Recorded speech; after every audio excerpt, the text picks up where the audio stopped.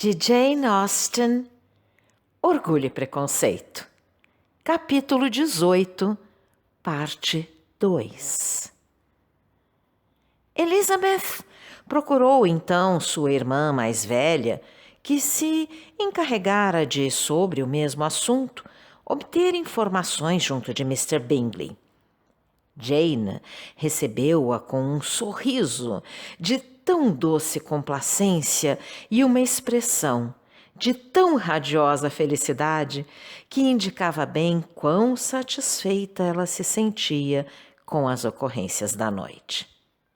Elizabeth imediatamente se apercebeu do estado de espírito da irmã e, no mesmo instante, tanto sua solicitude para com Wickham, como seu ressentimento contra os inimigos dele e tudo o mais, cedeu diante da esperança de Jane se encontrar no caminho da verdadeira felicidade. Queria saber, disse ela, tão sorridente como a irmã, quais os resultados das tuas inquirições sobre Wickham, mas receio que estivesses demasiado ocupada com coisas bem mais agradáveis para pensares em um terceiro personagem, pelo que te perdoo de todo o meu coração. Não, replicou Jane, não o esqueci, mas nada tenho de satisfatório para te contar. Mr. Bingley não sabe de toda a história e desconhece por completo quais as circunstâncias que particularmente ofenderam Mr. Darcy. Contudo, ele responde pela conduta irrepreensível, probidade e honra de seu amigo e está perfeitamente convencido de que Mr. Wickham merecia muito menos atenções que aquelas que recebeu de Mr. Darcy. Custa-me dizer-te isso, mas, tanto pelo relato de Mr. Bingley como pelo de sua irmã, Mr. Wickham não é, de modo algum, um jovem respeitável. Receio que ele tenha sido muito imprudente e com isso tenha merecido perder a consideração de Mr. Darcy. Mr. Bingley não conhece Mr. Wickham, não é? Não, nunca antes o tinha visto até aquela manhã em Meryton. Então, tudo o que ele sabe foi-lhe contado por Mr. Darcy. Nesse ponto, dou-me por satisfeita. Mas que te disse ele sobre o posto? Ele não se recorda exatamente das circunstâncias, embora mais de uma vez as tenha ouvido da boca de Mr. Darcy. Contudo, ele crê que ele lhe foi legado condicionalmente apenas. Não duvido, nem um instante, da sinceridade de Mr. Bingley, disse Elizabeth com veemência. Mas espero que compreendas que afirmações apenas não bastem para me convencer. A apologia de Mr. Bingley sobre o amigo é, sem dúvida, digna de consideração, mas, uma vez que ele desconhece parte da história e o resto lhe foi contado pelo próprio amigo, não vejo outra alternativa senão conservar a opinião que já antes tinha sobre estes dois cavalheiros. Posto isso, mudou o rumo da conversa para um assunto mais agradável e no qual não podia haver diferenças de opinião. Elizabeth escutou, encantada, as sorridentes, mas comedidas esperanças que Jane alimentava a respeito de Bingley, e disse tudo o que estava em seu poder para aumentar a confiança da irmã nelas. Como, entretanto, o próprio Mr. Bingley se reunir a eles, Elizabeth retirou-se para junto de Miss Lucas e ainda mal tivera tempo para lhe responder às perguntas sobre seu último par, quando Mr. Collins se aproximou e, em grande alvoroço, lhe participou que, para sua grande felicidade, acabara de fazer importantíssima descoberta. Descobri, disse ele, graças a uma coincidência deveras extraordinária, que se encontra aqui na sala um parente próximo de minha protetora. Foi por acaso que ouvi esse cavalheiro mencionar à jovem senhora que faz as honras da casa o nome de sua prima, Miss de Bourgh, e o da mãe dela, Lady Catherine. É maravilhoso como tais coisas podem ocorrer. Estava bem longe de poder imaginar meu encontro nesta festa com um sobrinho da própria Lady Catherine de Bourgh. Dou graças por essa descoberta ter sido feita a tempo e horas de eu lhe poder apresentar meus cumprimentos, o que eu desde já me apresso a fazer, na esperança de que ele me perdoe não o ter feito mais cedo. Meu desconhecimento total do parentesco advogará a minha causa. Não vai se apresentar a si próprio a Mr. Darcy, não é? É evidente que vou. E, naturalmente, pedir-lhe-ei perdão por não o ter feito antes. Estou certo de que ele é sobrinho de Lady Catherine e, nesse caso, estará em meu poder assegurá-lo de que Sua Excelência se encontrava de perfeita saúde quando a deixei. Fez ontem precisamente 8 dias. Elizabeth tudo tentou para dissuadi-lo de tal projeto, assegurando-o de que Mr. Darcy apenas veria impertinência na atitude dele em se lhe dirigir sem apresentação prévia, e não uma atenção para com sua tia, que não era de modo algum necessário darem-se a conhecer e que, se acaso o fosse, caberia a Mr. Darcy, o mais influente dos dois, dar o primeiro passo. Mr. Collins escutou-a com o ar decidido de quem vai seguir sua própria inclinação. E, quando ela terminou, respondeu-lhe do seguinte modo: Cara Miss Elizabeth, tenho a mais elevada opinião do primoroso bom senso que a orienta em todos os assuntos ao alcance de seu entendimento. Porém, deixe-me lembrar-lhe de que existe uma grande diferença entre as formalidades de protocolo estabelecidas entre os leigos e aquelas que regulam o clero, pois permitir-me-ei observar que considero a profissão clerical equiparada em dignidade à mais elevada categoria social do reino, desde o momento em que, simultaneamente, se preserve uma atitude de adequada humildade. Por tudo isso, lhe rogo que me permita seguir os ditames de minha consciência em uma ocasião como esta, que me leva à realização daquilo que eu considero como um dever de minha parte.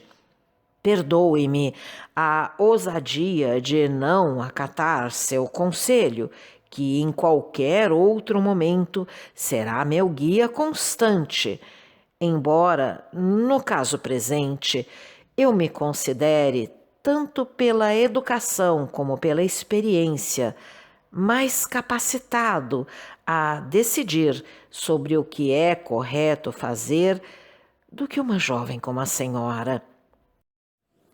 E, com um profundo cumprimento, afastou-se dela e tomou a direção de Mr. Darcy, cuja recepção a seu ataque ela perscrutou ansiosamente e cujo espanto ao ser assim abordado se tornava bem evidente. O primo prefaciou seu discurso com um cumprimento solene e, se bem que ela não pudesse ouvir uma palavra do que ele dizia, era como se o estivesse ouvindo e, pelo movimento dos lábios, percebeu as palavras perdão, Hunsford e Lady Catherine de Bourgh. Sentiu-se constrangida ao vê-lo expondo-se a tal homem. Mr. Darcy, com efeito, olhava-o com uma surpresa ilimitada, e quando, por fim, Mr. Collins o deixou falar, respondeu-lhe com um ar de fria delicadeza. Mr. Collins, contudo, não se desencorajou a dirigir-lhe de novo a palavra, pelo que o desdém de Mr. Darcy pareceu aumentar profusamente com a duração do segundo discurso. E, uma vez terminado este, limitou-se a um ligeiro cumprimento e afastou-se em outra direção. Mr. Collins voltou, então, para junto de Elizabeth. Não tenho razões de queixa, acredite-me, disse ele, do modo como foi recebido. Mr. Darcy pareceu-me encantado com o gesto. Respondeu-me com toda a delicadeza e até se dignou elogiar-me, dizendo-me que sua consideração pelo elevado discernimento de Lady Catherine o assegurava de que ela nunca concederia um favor a quem não o merecesse. Foi, de fato, um bonito pensamento. No conjunto, estou bastante satisfeito com ele. Elizabeth logo se desinteressou do assunto, dirigindo toda a sua atenção para a irmã e Mr. Bingley, e a série de pensamentos agradáveis que sua observação despertou tornou-a, talvez, quase tão feliz como a própria Jane. Imaginou-a instalada naquela mesma casa e em uma felicidade tal como a que um casamento por verdadeiro amor pode conceder. E, nessa altura, sentia-se capaz até de um esforço para simpatizar com as duas irmãs de Bingley. Percebeu que sua mãe estava pensando o mesmo e decidiu não se aventurar para perto dela para não ter de ouvi-la falar demais. Por esse motivo, quando se sentaram para cear, ela considerou desastroso o acaso que as colocou perto uma da outra. E foi profundamente aborrecida que ouviu sua mãe falando abertamente para Lady Lucas sobre suas expectativas de ver em breve Jane casada com Mr. Bingley.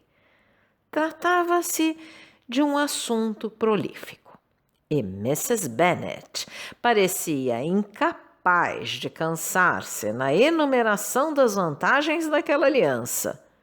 O fato de se tratar de um jovem tão simpático, tão rico e vivendo apenas a 3 milhas de distância deles, apresentava a seus olhos os predicados de maior importância. E, depois, era um conforto saber da grande simpatia que as 2 irmãs nutriam por Jane e estar certa de que elas desejariam tanto a ligação quanto ela própria. Era, além disso, um acontecimento promissor para as suas filhas mais novas, pois o fato de Jane realizar casamento tão notável poderia lançá-las no caminho de outros jovens abastados. E por último, era tão agradável chegar à sua idade e poder confiar as suas filhas solteiras ao cuidado da irmã, e desse modo não se sentir obrigada a comparecer em sociedade senão quando bem lhe aprouvesse. Era necessário tornar tal circunstância em um motivo de prazer, pois em tais ocasiões faz parte da etiqueta. Mas Mrs. Bennet seria a última pessoa a sentir algum conforto em ficar em casa em qualquer período de sua vida. E, à guisa de conclusão, exprimiu os seus mais sinceros desejos de que Lady Lucas em breve se visse em situação idêntica, embora, evidentemente, acreditasse que assim não sucederia. Em vão, Elizabeth tentou refrear a celeridade das palavras de sua mãe ou persuadi-la a descrever sua felicidade em um sussurro menos audível, pois, com indizível aflição, percebera que Mr. Darcy, que se encontrava defronte, estava ouvindo tudo. Sua mãe apenas a admoestou por se mostrar tão absurda. Que me interessa, Mr. Darcy? Diz-me para que eu tenha receio dele. Não me parece que lhe deva alguma delicadeza especial que me impeça de dizer algo que ele possa não gostar de ouvir. Por amor de Deus, mamãe, fale mais baixo. Que vantagem viver em ofender Mr. Darcy? Não é assim que conseguirá que ele a recomende ao amigo. Contudo, nada do que ela pudesse dizer tinha qualquer influência. Sua mãe persistiria em falar de suas expectativas no mesmo tom. Elizabeth corava e tornava a corar de vergonha e vexame.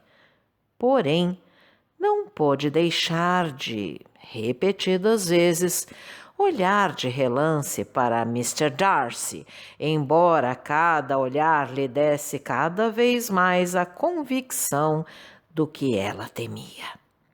Pois, apesar de ele não estar sempre fitando sua mãe, ela tinha certeza de que sua atenção estava invariavelmente fixa nela.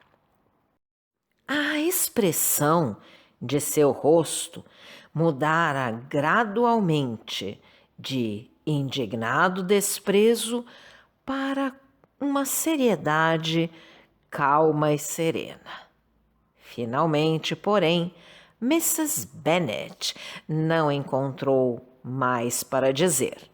Lady Lucas há muito bocejava com a repetição dos prazeres de que ela não via possibilidade de partilhar e entregava-se ao conforto do presunto e apetitoso frango. A partir de então, Elizabeth recomeçou a viver. Mas pouco durou o intervalo de tranquilidade, pois, uma vez terminada a ceia, houve quem falasse em cantar, e ela teve a mortificação de ver Mary, que, após pouco entusiástica solicitação, se preparava para obsequiar a assembleia. Ainda tentou, com significativos olhares e pedidos silenciosos, tal prova de complacência, mas em vão. Não havia meio de Mary os entender. Aquela oportunidade de se exibir encantava imensamente e deu início à sua canção. Elizabeth fixou os olhos na irmã e, debatendo-se em dolorosas sensações, acompanhou seu progresso através das diversas estrofes em uma impaciência que foi muito mal recompensada no final, pois Mary, ao receber entre os aplausos da mesa a velada alusão a uma esperança de que ela pudesse ser persuadida a obsequiá-los de novo, após uma pausa de meio minuto, deu início a outra. As faculdades de Mary não se adequaram de modo algum a tal exibição. A voz era fraca e os modos afetados. Elizabeth sentia-se aniquilada. Olhou na direção de Jane para ver como ela suportava tal provação. Mas Jane encontrava-se serenamente conversando com Bingley. Olhou para as suas duas outras irmãs e viu-as fazendo sinais de troça entre si, e para Darcy, que continuava impenetravelmente grave. Em seguida, olhou, implorante, para seu pai, para que ele impedisse Mary de cantar a noite inteira. Ele compreendeu-a, e quando Mary terminou a segunda canção, disse em voz alta: "Por ora chega, minha filha. Já nos deleitasse o tempo suficiente. Deixa às outras jovens também a oportunidade de brilhar."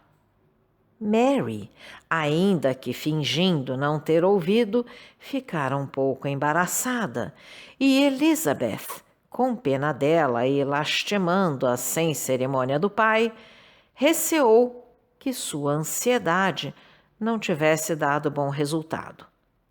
Entretanto, outras jovens foram solicitadas. "Se eu", disse Mr. Collins a certa altura, "tivesse a felicidade de ser capaz de cantar, estou certo de que teria o maior prazer em obsequiá-los com uma área, pois considero a música uma diversão inocente e perfeitamente compatível com a profissão de um clérigo. Não quero, contudo, dizer com isso que devamos dedicar todo o nosso tempo à música, pois certamente que temos outras tarefas a tratar. O reitor de uma paróquia tem muita coisa a fazer. Em primeiro lugar, ele deve proceder a um acordo sobre as contribuições, de modo que não pese demasiado a seu patrono. Tem, além disso, que escrever os próprios sermões, e o resto de seu tempo nunca será demais para os deveres da paróquia e para o cuidado e melhoramento de sua habitação, a tornando tão confortável quanto possível. E não considero de menos importância que ele procure cultivar uma atitude atenciosa e conciliadora para com todos, sobretudo para com aqueles a quem ele deve sua promoção. Não posso dispensá-lo de tal obrigação e repudiaria todos que olvidassem uma ocasião de testemunhar seu respeito para algum membro da família.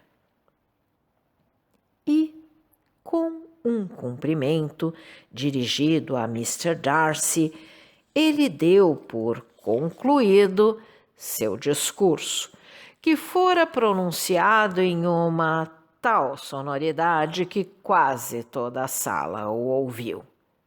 Muitos foram os que fitaram e muitos os que sorriram, mas ninguém parecia mais divertido que o próprio Mr. Bennet, enquanto sua mulher, muito compenetradamente, teria um louvor a Mr. Collins por ter falado tão acertadamente e, a meia voz, observava a Lady Lucas, que se tratava de um jovem de inteligência notável e excelentes qualidades. Afigurava a Elizabeth que sua família tivesse combinado expor-se tanto quanto possível durante aquela noite. Ter-lhes-ia sido impossível desempenhar seu papel tão bem e ter um sucesso maior. E considerou uma felicidade para Bingley e para sua irmã o fato de parte da exibição ter escapado à atenção dele e de os seus sentimentos não serem do gênero de se impressionarem com as tolices que ele pudesse ter presenciado. Contudo, já muito lhe custava que tanto as irmãs dele como a Mr. Darcy lhes tivesse sido dada a oportunidade de ridicularizar sua família, não sabendo o que lhe era mais difícil de suportar: o silêncio desdenhoso do cavalheiro ou os insolentes sorrisos das moças. O resto da noite passou-se sem grande divertimento para ela. Estava constantemente sendo importunada por Mr. Collins, que, perseverante, se mantinha a seu lado e o qual, embora não conseguisse arrastá-la de novo para a dança, a incapacitava de dançar com outros. Em vão, ela tentou atrair-lhe a atenção para qualquer outra pessoa na sala, chegando até a oferecer-se para o apresentar a outra moça. Porém, ele assegurou-a de que não tinha interesse algum em dançar, que seu principal objetivo era fazer dela o alvo de suas mais delicadas atenções, e que, por isso mesmo, fazia questão em se manter junto dela por toda a noite. Contra isso não havia argumentos. Elizabeth deveu os momentos de maior alívio à sua amiga, Miss Lucas, que se reunia a ela com frequência e, de boa vontade, atraía para si a conversa de Mr. Collins. Considerava-se, pelo menos, livre da afronta que as atenções da parte de Mr. Darcy lhe causariam, e, se bem que muitas vezes ele se encontrasse a curta distância dela e quase sempre sozinho, nunca ele se aproximou o bastante para lhe dirigir a palavra. Viu nessa sua atitude a consequência provável das alusões dela acerca de Mr. Wickham e alegrou-se por isso.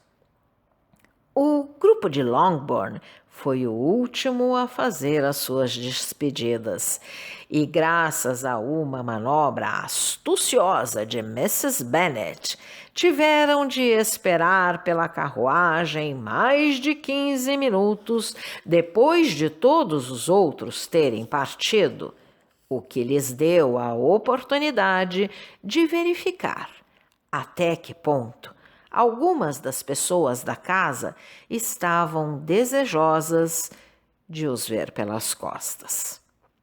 Mrs. Hurst e sua irmã apenas abriam a boca para se queixar de cansaço e não escondiam evidentes sinais de impaciência por terem finalmente a casa à inteira disposição.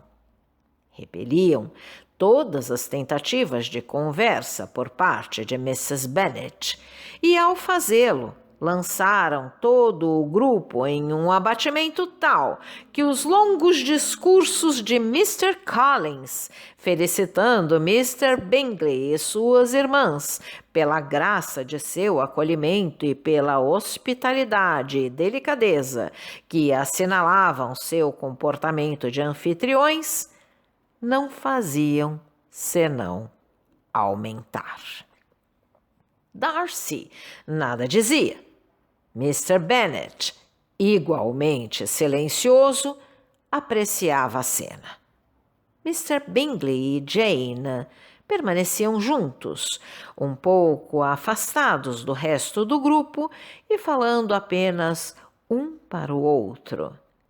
Elizabeth guardava um silêncio igual ao de Mrs. Hurst e de Miss Bingley, e até Lídia se encontrava alquebrada demais para pronunciar algo além da exclamação ocasional: "Meu Deus, como estou cansada!", acompanhada de um bocejo. Quando, finalmente, se ergueram para se despedir, Mrs. Bennet renovou, em uma delicadeza por demais insistente, as suas esperanças de ver em breve toda a família em Longbourn. E, dirigindo-se em particular a Mr. Bingley, asseverou o prazer imenso de que ele lhes daria ao aceitar jantar um dia com eles na intimidade e sem que para isso necessitasse de um convite formal. Mr. Bingley mostrou-se agradavelmente reconhecido e prontamente se comprometeu a visitá-la na primeira oportunidade, logo após seu regresso de Londres, para onde se via forçado a seguir na manhã seguinte para uma curta estada. Mrs. Bennet deu-se por satisfeita e deixou a casa deliciosamente persuadida de que, levando-se em conta os preparativos necessários para possíveis arranjos, novas carruagens e enxoval, dentro de 3 ou 4 meses estaria, sem dúvida, sua filha instalada em Netherfield.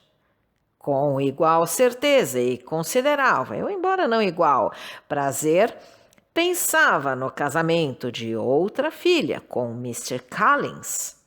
Elizabeth, para ela, era a menos querida entre as filhas e, embora considerasse tanto o pretendente como a união suficientemente adequados a ela, o valor de cada um era facilmente eclipsado por Mr. Bingley e Netherfield. Obrigada pela audiência. Se você gostou deste áudio, por favor, deixe seu like, compartilhe, deixe também seus comentários. E não esqueça de se inscrever no canal e ativar o sininho. Assim, toda vez que nós colocarmos um novo vídeo, você será avisado. Não deixe a leitura para depois. Um grande abraço e até a próxima!